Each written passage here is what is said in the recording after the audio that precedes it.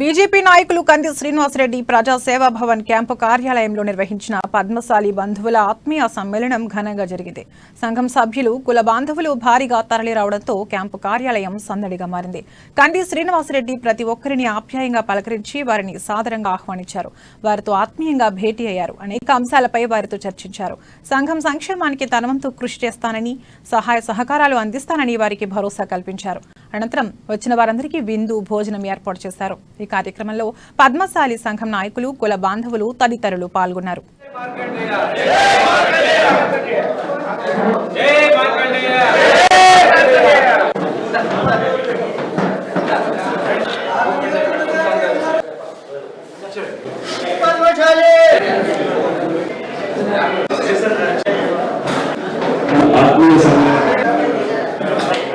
మన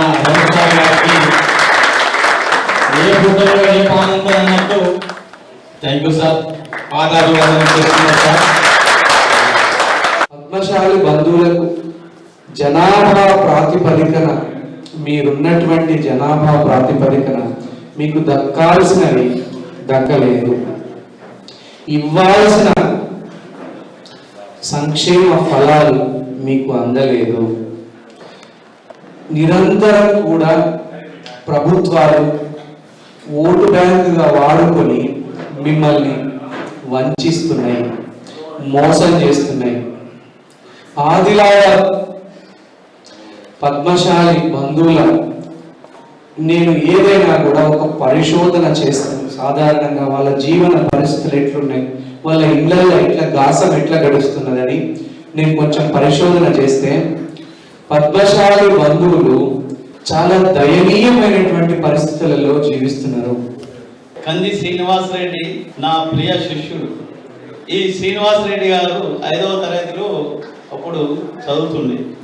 1995 అనుకుంటా, 1994లో అప్పటి పరిస్థితులు వెనుకని నేను డైలీ కట్టె పట్టుకొని పోయి బస్సు దిగి ఆ స్కూల్లో వెళ్తుంటే పిల్లవాడిని చూసిన చాలా ఇంటెలిజెంట్, చాలా క్లెవర్ ఉండే.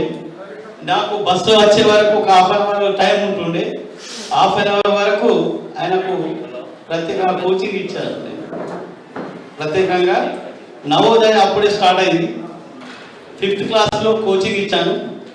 కోచింగ్ ఇచ్చి మనకి ఆ సమయంలో పాపం మంచి క్రాక్ చేసి, మంచి క్లెవర్ చేసి 100లో 97 మార్క్స్ తెచ్చాను. ఇక్కడ చేనేత వృత్తి లేవు అయినా పద్మశాలీలకు ప్రత్యామ్నాయంగా మీరు ఏదైనా మంచి ఒక కార్యక్రమాన్ని రూపొందిస్తే బాగుంటుంది. అందరి జీవితాల్లో వెలుగు నింపిన